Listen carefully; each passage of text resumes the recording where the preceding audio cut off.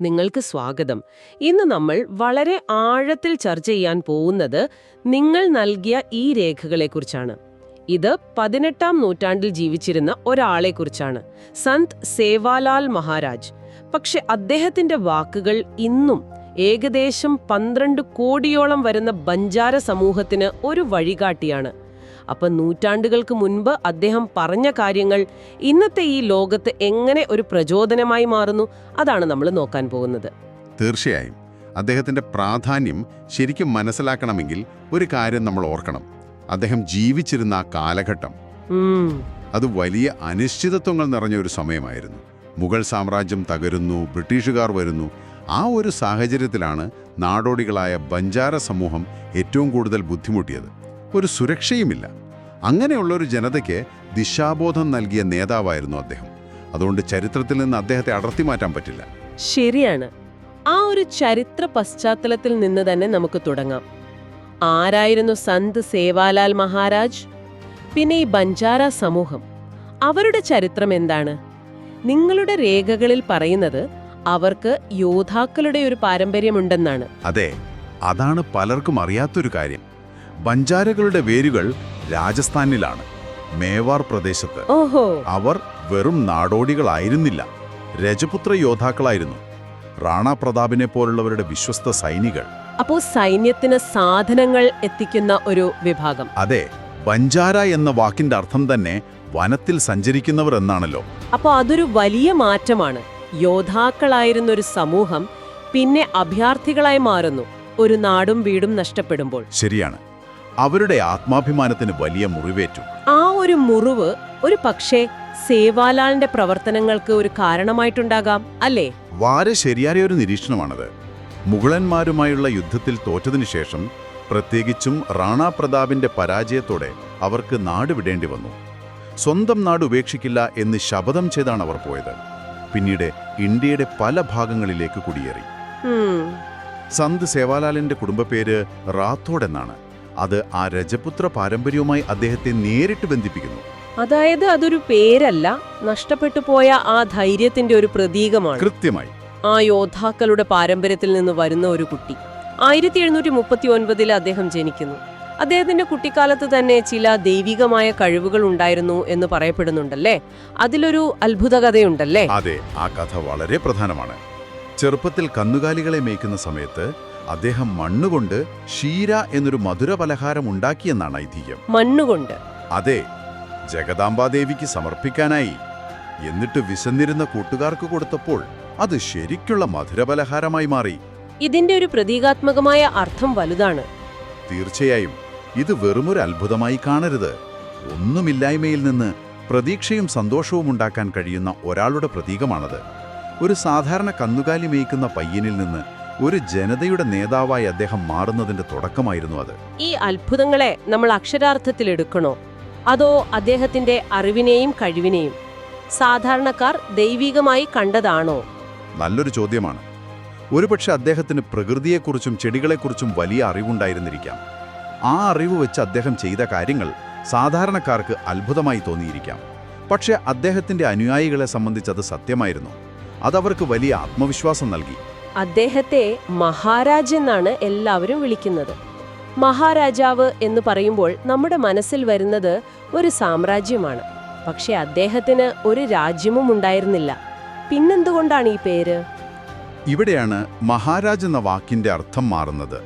അത് രാഷ്ട്രീയ അധികാരമല്ല, അത് ആത്മീയവും സാമൂഹികവുമായൊരു അധികാരമാണ്. ഓക്കേ. അതിന് പ്രധാനമായും 3 കാരണങ്ങളുണ്ട്. ഒന്ന്, അദ്ദേഹത്തിന്റെ അറിവ്. ആയുർവേദത്തിലും തത്വചിന്തയിലും അദ്ദേഹത്തിന് വലിയ പാണ്ഡിത്യമുണ്ടായിരുന്നു. നിങ്ങളുടെ രേഖകളിൽ പറയുന്നൊരു സംഭവം തന്നെ നോക്കൂ. ഹൈദരാബാദിൽ കോളറ പടർന്നു പിടിച്ചപ്പോൾ, ആധുനിക വൈദ്യശാസ്ത്രമൊന്നും ഇല്ലാത്ത കാലത്ത്, അതെ, അന്ന് 10,000-ഓളം പേരുടെ ജീവൻ അദ്ദേഹം തന്റെ ഔഷധങ്ങൾ കൊണ്ട് രക്ഷിച്ചു എന്ന് പറയപ്പെടുന്നു. ഇത് അവിടുത്തെ ഭരണാധികാരിയായ നൈസാമിനെ പോലും അത്ഭുതപ്പെടുത്തി. അപ്പോൾ അറിവ് തന്നെയായിരുന്നു അദ്ദേഹത്തിന്റെ ഏറ്റവും വലിയ അധികാരം, അല്ലേ? ജീവൻ രക്ഷിക്കാൻ കഴിയുന്ന അറിവിനേക്കാൾ വലുതായി എന്തുണ്ട്? തീർച്ചയായും. ഇനി രണ്ടാമത്തെ കാരണം അദ്ദേഹത്തിന്റെ സാമൂഹിക പരിഷ്കാരമാണ്. അദ്ദേഹം അന്നത്തെ ജാതി വ്യവസ്ഥയെയും ബ്രാഹ്മണ മേധാവിത്വത്തെയും ചോദ്യം ചെയ്തു. പിന്നെ ചിതറിക്കിടന്നിരുന്ന തന്റെ ജനതയ്ക്ക് വേണ്ടി ബ്രിട്ടീഷുകാരോടും നൈസാമിനോടും വരെ അദ്ദേഹം പോരാടി. പക്ഷെ അതിലും പ്രധാനപ്പെട്ടൊരു കാര്യം അദ്ദേഹം ചെയ്തു. തണ്ട എന്നൊരു ആശയം കൊണ്ടുവന്നു. എന്താണ് ഈ തണ്ട? അതൊരു താമസ സൗകര്യം എന്നതിലുപരി വേറെന്തോ ആയിരുന്നു അല്ലേ? അതെ, അതൊരു ചെറിയ കാര്യമല്ല. അലഞ്ഞു തിരിഞ്ഞു നടന്നൊരു സമൂഹത്തിന് ആദ്യമായൊരു മേൽവിലാസം നൽകുകയായിരുന്നു അദ്ദേഹം. ഒരു അഡ്രസ്. അതെ, തണ്ട എന്നാൽ ബഞ്ചാര സമൂഹം ഒരുമിച്ച് താമസിക്കുന്ന ഗ്രാമങ്ങളാണ്. അതോടെ അവർക്കൊരു സാമൂഹിക സുരക്ഷ കിട്ടി. ഒരുമിച്ച് തീരുമാനങ്ങൾ എടുക്കാനും സംസ്കാരം സംരക്ഷിക്കാനും അത് സഹായിച്ചു. അതൊരു വിപ്ലവകരമായ മാറ്റമായിരുന്നു. ശരിയാണ്. അപ്പോൾ അറിവ്, സാമൂഹിക നേതൃത്വം. ഇനി മൂന്നാമത്തെ കാരണം എന്താണ്? മൂന്നാമത്തെ കാരണം അദ്ദേഹത്തിന് കൽപ്പിക്കപ്പെടുന്ന ഒരു ദൈവീക പരിവേഷമാണ്. വരൾച്ചയുടെ സമയത്ത് മഴ പെയ്യിക്കുന്നത് പോലുള്ള അത്ഭുതങ്ങൾ ചെയ്യാൻ അദ്ദേഹത്തിന് കഴിഞ്ഞിരുന്നു എന്ന് അനുയായികൾ വിശ്വസിക്കുന്നു. ഒരുപക്ഷെ അത് പ്രകൃതിയെക്കുറിച്ചുള്ള അദ്ദേഹത്തിന്റെ അറിവുകൊണ്ടാവാം. പക്ഷെ ജനങ്ങൾക്ക് അത് ദൈവീകമായ ഒരു ഇടപെടലായിരുന്നു. അപ്പോൾ ഈ അറിവും സാമൂഹിക നേതൃത്വവും ദൈവിക പരിവേഷവും ചേർന്നപ്പോഴാണ് അദ്ദേഹം ഒരു രാജാവല്ലാഞ്ഞിട്ടും മഹാരാജാവായി മാറിയത്. അപ്പോൾ ആ നേതൃത്വത്തിന്റെ കാതൽ അദ്ദേഹത്തിന്റെ പഠനങ്ങളായിരിക്കുമല്ലോ. സേവാബൊല്ലികൾ എന്നറിയപ്പെടുന്ന 22 തത്വങ്ങൾ, അതാണ് അദ്ദേഹത്തിന്റെ ഏറ്റവും വലിയ പാരമ്പര്യം. എന്തായിരുന്നു അവയുടെയൊക്കെ അടിസ്ഥാനം? ആ തത്വങ്ങൾ ഇന്നും എത്രത്തോളം പ്രസക്തമാണെന്ന് കാണുമ്പോഴാണ് നമ്മൾ ശരിക്കും അത്ഭുതപ്പെടുക. നമുക്കതിനെ പലതായിട്ട് തിരിക്കാം. ആദ്യം പരിസ്ഥിതിയെക്കുറിച്ച് അദ്ദേഹം പറഞ്ഞത് നോക്കാം. ഓക്കേ. കാടുകളെ സംരക്ഷിക്കുക. അവയെ നശിപ്പിക്കുന്നത് സ്വയം നശിപ്പിക്കുന്നതിന് തുല്യമാണ്. മറ്റൊന്ന്, വെള്ളം വിൽക്കുന്നത് മഹാപാപമാണ്. ഒരു നിമിഷം. വെള്ളം വിൽക്കുന്നത് മഹാപാപമാണ്. 18-ാം നൂറ്റാണ്ടിലാണ് അദ്ദേഹം ഇത് പറയുന്നത്. ഇന്ന് ലോകം മുഴുവൻ കോർപ്പറേറ്റുകൾ വെള്ളം കുപ്പികളിലാക്കി വിൽക്കുന്നു. നദികൾ പോലും സ്വകാര്യവൽക്കരിക്കുന്നു. ആ ഒരു കാലഘട്ടത്തിൽ ഈ വാക്കുകൾക്ക് വലിയൊരു രാഷ്ട്രീയ മാനം തന്നെയുണ്ട്. കൃത്യമായി. പ്രകൃതി വിഭവങ്ങൾ കച്ചവടം ചെയ്യാനുള്ളതല്ല, അത് സമൂഹത്തിന്റെ പൊതുസ്വത്താണെന്ന വലിയൊരു തത്വമാണ് അദ്ദേഹം മുന്നോട്ട് വെച്ചത്. അത് ഇന്നത്തേക്കുള്ള ഒരു താക്കീത് കൂടിയാണ്. തീർച്ചയായും. ഇനി അദ്ദേഹത്തിന്റെ സാമൂഹിക മൂല്യങ്ങളെക്കുറിച്ച് നോക്കാം. അന്തസ്സോടെ ജീവിക്കുക, ആരോടും വിവേചനം പാടില്ല, ഭയമില്ലാതെ ജീവിക്കുക. പിന്നെ എനിക്ക് ഏറ്റവും പ്രധാനപ്പെട്ടതായി തോന്നിയ ഒന്ന്, ആദ്യം അറിയുക, പിന്നെ വിശകലനം ചെയ്യുക, അതിനുശേഷം മാത്രം അംഗീകരിക്കുക. ഇത് വളരെ ശക്തമായ ഒരു ഉപദേശമാണ്. ഇന്നത്തെ ഈ വ്യാജ വാർത്തകളുടെ ലോകത്ത്, സോഷ്യൽ മീഡിയയുടെ കാലത്ത്, ചിന്തിക്കാതെ പ്രതികരിക്കുന്ന ഒരു സമൂഹത്തിൽ ഈ ഒരൊറ്റ തത്വം പിന്തുടർന്നാൽ മതി. അതെ, അതൊരു വിമർശനാത്മക ചിന്തയുടെ അടിസ്ഥാനമാണ്. അന്ധമായി ഒന്നിനെയും വിശ്വസിക്കരുത്, സ്വന്തം ബുദ്ധി ഉപയോഗിക്കുക. ഇതൊരു ആത്മീയ നേതാവാണ് പറയുന്നതെന്ന് ഓർക്കണം. അദ്ദേഹം അനുയായികളെ അല്ല, ചിന്തിക്കുന്ന മനുഷ്യരെയാണ് ഉണ്ടാക്കാൻ ശ്രമിച്ചത്. സ്ത്രീ സമത്വത്തെക്കുറിച്ചുള്ള അദ്ദേഹത്തിന്റെ കാഴ്ചപ്പാടുകൾ അതിലേറെ വിപ്ലവകരമായിരുന്നു. തീർച്ചയായും. സ്ത്രീകളെ ബഹുമാനിക്കുക. സ്ത്രീകളും പെൺകുട്ടികളും ജീവിക്കുന്ന ദേവതകളാണ്. സ്ത്രീധനത്തിനെതിരെ പോരാടുക. 18-ാം നൂറ്റാണ്ടിൽ സ്ത്രീകൾക്കൊരു അവകാശവും ഇല്ലാതിരുന്നൊരു സമൂഹത്തിലാണ് അദ്ദേഹം ഇത് പറയുന്നത്. ഒരു ഫെമിനിസ്റ്റ് എന്ന് തന്നെ വിളിക്കാം, അതിൽ അതിശയോക്തിയില്ല. ശരിയാണ്. അതുപോലെ പ്രധാനപ്പെട്ടതാണ് സാംസ്കാരികമായ അഭിമാനത്തെക്കുറിച്ചുള്ള അദ്ദേഹത്തിന്റെ സന്ദേശം. നിങ്ങളുടെ ഭാഷയെ സംരക്ഷിക്കുക. ഒരു ഗോറാവുക, കോറാകരുത്. കോർ എന്താണ് ഇതിന്റെ അർത്ഥം? ഗോർ എന്നാൽ ബെഞ്ചാര. ഒരു ബെഞ്ചാരക്കാരനായി അഭിമാനത്തോടെ ജീവിക്കൂ. കോർ എന്നാൽ ഒന്നുമില്ലാത്തവൻ, വേരുകളില്ലാത്തവനായി മാറരുത് എന്നാണ് അതിന്റെ അർത്ഥം. ഓഹോ. സ്വന്തം സ്വത്വത്തെയും ആത്മാഭിമാനത്തെയും കുറിച്ചുള്ള എത്ര ശക്തമായ ഒരു ആഹ്വാനമാണത്. അവരുടെ ഭാഷയായ ഗോർബോലി സംരക്ഷിക്കാനുള്ള ഒരു ആഹ്വാനം കൂടിയായിരുന്നു അത്. അദ്ദേഹത്തിന്റെ സന്ദേശങ്ങൾ ഇന്നും സജീവമായി നിലനിർത്തുന്ന ചില പ്രതീകങ്ങളുമുണ്ട്. സേവാധ്വജ് എന്ന വെള്ളക്കൊടി. എന്താണതിന്റെ പ്രാധാന്യം? എല്ലാ ബെഞ്ചാര തണ്ടകളിലും ഈ വെള്ളക്കൊടി ഉയർത്താറുണ്ട്.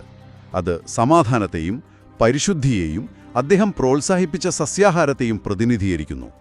ജഗദാംബാദേവിക്കുള്ള ചുവന്ന കൊടിക്കൊപ്പം സേവാലാലിനുള്ള ഈ വെള്ളക്കൊടിയും കാണാം. അത് പാരമ്പര്യ വിശ്വാസങ്ങളെയും പരിഷ്കരണങ്ങളെയും ഒരുമിച്ച് കൊണ്ടുപോകുന്നതിന്റെ അടയാളമാണ്. അദ്ദേഹത്തിന്റെ സ്വാധീനം ഇന്നും വളരെ വലുതാണെന്ന് വ്യക്തമാണ്. മഹാരാഷ്ട്രയിലെ പോഹ്റാദേവിയിലുള്ള അദ്ദേഹത്തിന്റെ സമാധിസ്ഥലം ബഞ്ചാര കാശി എന്നാണ് അറിയപ്പെടുന്നത്. അതെ, ലക്ഷക്കണക്കിന് ആളുകളാണ് ഓരോ വർഷവും അവിടെ എത്തുന്നത്. ഇന്ത്യൻ സർക്കാർ പോലും ഇപ്പോൾ അദ്ദേഹത്തിന്റെ ജന്മവാർഷികം ദേശീയ തലത്തിൽ ആഘോഷിക്കാൻ തുടങ്ങിയിരിക്കുന്നു. അതെ, എന്നാൽ ഇവിടെയാണ് നമ്മൾ ഒരു പ്രധാനപ്പെട്ട വൈരുദ്ധ്യം കാണുന്നത്. സർക്കാർ അംഗീകാരം, കോടിക്കണക്കിന് രൂപയുടെ വികസന പദ്ധതികൾ, ആഘോഷങ്ങൾ ഇതെല്ലാം ഒരു വശത്ത് നടക്കുന്നു. പക്ഷേ മറുവശത്ത് ബഞ്ചാര സമൂഹം ഇന്നും വിദ്യാഭ്യാസത്തിൽ പിന്നോക്കമാണ്. മദ്യാസക്തി ഒരു വലിയ പ്രശ്നമാണ്. അവരുടെ തനതായ ഗോർബോളി ഭാഷ ഇല്ലാതായിക്കൊണ്ടിരിക്കുന്നു. അപ്പോൾ ഒരു വശത്ത് സർക്കാർ കോടിക്കണക്കിന് രൂപ അദ്ദേഹത്തിന്റെ പേരിൽ ആഘോഷങ്ങൾക്കായി ചിലവഴിക്കുന്നു. മറുവശത്ത് അദ്ദേഹം ഏത് സമൂഹത്തിനു വേണ്ടിയാണോ നിലകൊണ്ടത് അവർ ഇന്നും അടിസ്ഥാനപരമായ പ്രശ്നങ്ങളിൽ നിന്ന് കരകയറാൻ ബുദ്ധിമുട്ടുന്നു. ഇതൊരു വലിയ വൈരുദ്ധ്യം തന്നെയല്ലേ? അതൊരു വേദനിപ്പിക്കുന്ന യാഥാർത്ഥ്യമാണ്. ഇത് കാണിക്കുന്നത് അദ്ദേഹത്തിന്റെ തത്വങ്ങൾ ആഘോഷിക്കാനുള്ളത് മാത്രമല്ല, പ്രാവർത്തികമാക്കാനുള്ളതാണെന്നാണ്. മദ്യപാനം ഉപേക്ഷിക്കാനുള്ള അദ്ദേഹത്തിന്റെ ആഹ്വാനം, അറിവ് നേടാനുള്ള ഉപദേശം, ഭാഷയെ സംരക്ഷിക്കാനുള്ള നിർദ്ദേശം ഇവയെല്ലാം ഇന്നും അവർക്ക് വഴികാട്ടിയാകേണ്ടവയാണ്. ആഘോഷങ്ങൾക്കപ്പുറം അദ്ദേഹത്തിന്റെ ദർശനങ്ങൾ പുനരുജ്ജീവിപ്പിക്കുകയാണ് വേണ്ടത്. അപ്പോൾ നമ്മൾ ഇന്ന് കണ്ടത് ഒരു അലഞ്ഞുതിരിഞ്ഞ സമൂഹത്തിലെ ഒരു സാധാരണ ബാലനിൽ നിന്ന് ആ ജനതയ്ക്ക് അന്തസ്സും സ്ഥിരതയും കാലാതീതമായൊരു ജീവിത രീതിയും നൽകിയ ഒരു മഹാരാജാവിലേക്കുള്ളൊരു യാത്രയാണ്. അതെ, അദ്ദേഹം ഒരേ സമയം ഒരു ആത്മീയ നേതാവ്, ഒരു പരിസ്ഥിതിവാദി, ഒരു സാമൂഹിക പരിഷ്കർത്താവ്, എല്ലാത്തിലുമുപരി തന്റെ ജനതയുടെ സ്വത്വത്തിന്റെ ശില്പിയുമായിരുന്നു. തീർച്ചയായും അദ്ദേഹത്തിന്റെ സന്ദേശത്തിന്റെ പ്രസക്തി ബഞ്ചാര സമൂഹത്തിൽ മാത്രം ഒതുങ്ങുന്നില്ല. പ്രകൃതിയോടും മനുഷ്യന്റെ അന്തസ്സിനോടും അറിവിനോടുമുള്ള അദ്ദേഹത്തിന്റെ കാഴ്ചപ്പാടുകൾ നമുക്കെല്ലാവർക്കും ബാധകമാണ്. പ്രതികൂല സാഹചര്യങ്ങളെ എങ്ങനെ അതിജീവിച്ച് ഒരു സമൂഹത്തെ ഒന്നടങ്കം ശാക്തീകരിക്കാമെന്നതിന്റെ ഏറ്റവും മികച്ച ഉദാഹരണമാണ് സന്ത് സേവാലാൽ മഹാരാജിന്റെ ജീവിതം. സന്ത് സേവാലാലിന്റെ 17ാമത്തെ തത്വം ഇങ്ങനെയായിരുന്നു: ആദ്യം അറിയുക, പിന്നെ വിശകലനം ചെയ്യുക, അതിനുശേഷം മാത്രം അംഗീകരിക്കുക. വിവരങ്ങൾ ഒരു പ്രളയം പോലെ നമ്മുടെ വിരൽത്തുമ്പിലേക്കെത്തുന്ന, ശരിയും തെറ്റും തിരിച്ചറിയാനാവാത്ത, ഒറ്റ ക്ലിക്കിൽ അഭിപ്രായങ്ങൾ രൂപീകരിക്കുന്ന നമ്മുടെ ഈ ലോകത്ത് ഈ ഒരു ഒറ്റ ഉപദേശം, ഈ 3 പടികൾ നമ്മൾ ഓരോരുത്തരും ജീവിതത്തിൽ പ്രാവർത്തികമാക്കിയാൽ എന്തെല്ലാം മാറ്റങ്ങളാവും നമ്മുടെ ചിന്തകളിലും സമൂഹത്തിലും ഉണ്ടാവുക?